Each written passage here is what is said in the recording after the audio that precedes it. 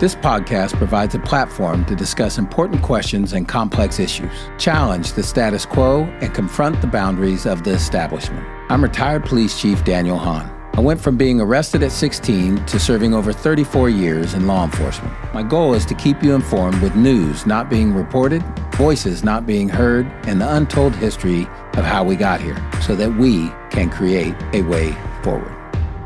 Just recently, I was invited to be a speaker at the National Public Safety Partnership Summit in Tulsa, Oklahoma. And so I presented on history and how our communities evolved and became what we know of as today. It was a great event because it was a collaborative event where it brings people together to learn from each other, to gain from each other's experiences, and then take those back to the many cities across our country that were invited to the summit, all in an effort to reduce violent crimes in our cities.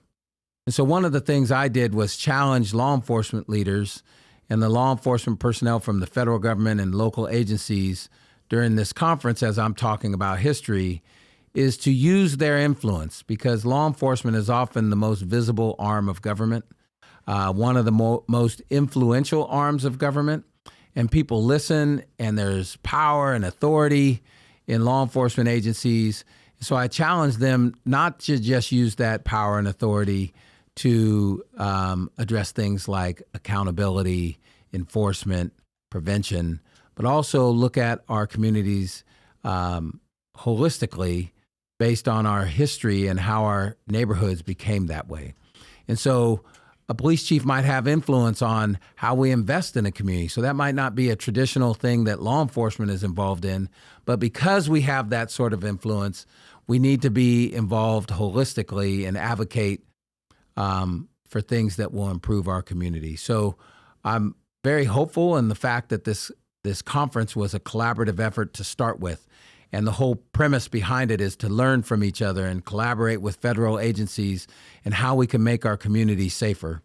And so how everybody in our society can help is stop looking at things as law enforcement versus community or these separate entities. If we are going to make life better for all people and to help grow dreams, help dreams be fulfilled of all people in our community, we have to look at this as we are all in this together. We need law enforcement. We need social services. We need community groups.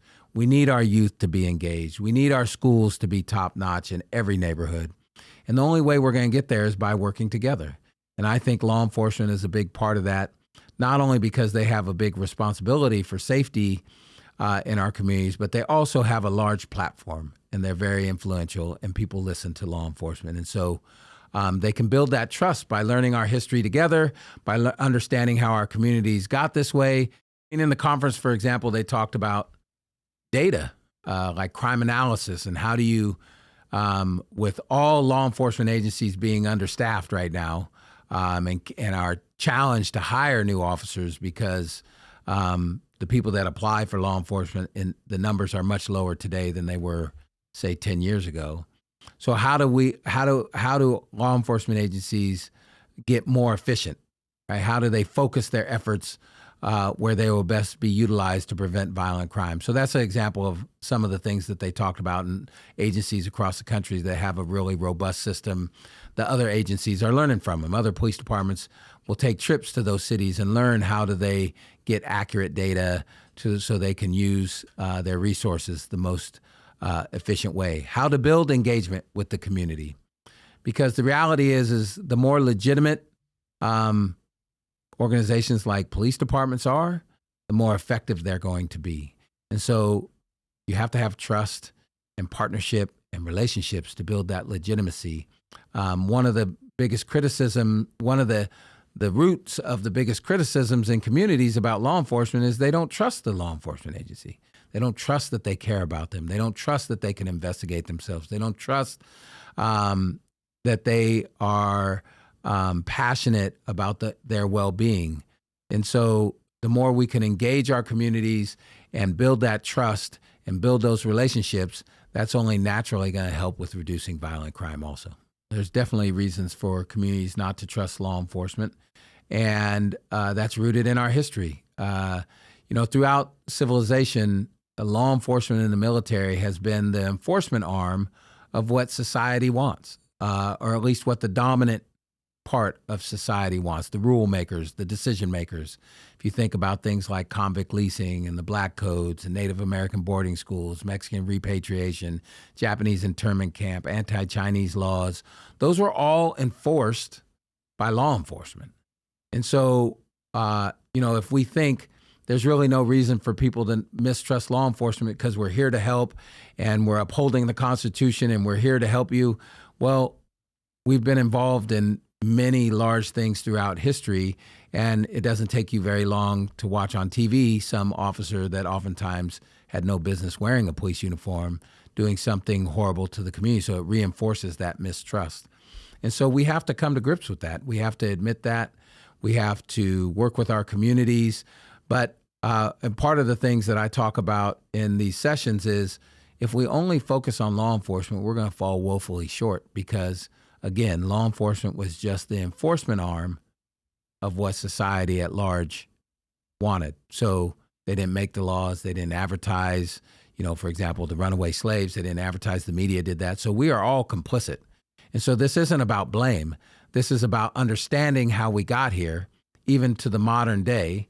And most importantly, how do we use that information to make tomorrow better? For example, you wouldn't go to the doctor and tell the doctor you have a headache and he's going to immediately wheel you into the operation room and do some brain surgery. He's going to ask you some background question. And he asks you those questions to try to figure out what is the cause of your headache. So when we think about some of our communities with the highest violent crime, they're also some of our most impoverished communities. And if you know history, most of those communities did not used to be in poverty. They used to be middle class, upper middle class, or wealthy communities. So they were decisions that we made that transformed those communities into high poverty, high crime neighborhoods, which tells me we can make decisions and replenish what we took out of those neighborhoods and transform those communities, which then will transform lives, save mothers and fathers crying over their lost children. If we understand how we got here, it will help inform us how to move forward. And I have yet to see really anyone in these classes that know even some of what our history is, because we don't teach it in our schools. We don't teach it in any other environment. And so we are really moving forward, in a sense, blind. We don't understand how we got here. So how are we going to understand how to move forward? I think history is incredibly important to moving forward. As for example, if you've heard of Black Wall Street and the Greenwood Massacre, where an entire black community was wiped out, in large part because of these biases that we held in our country.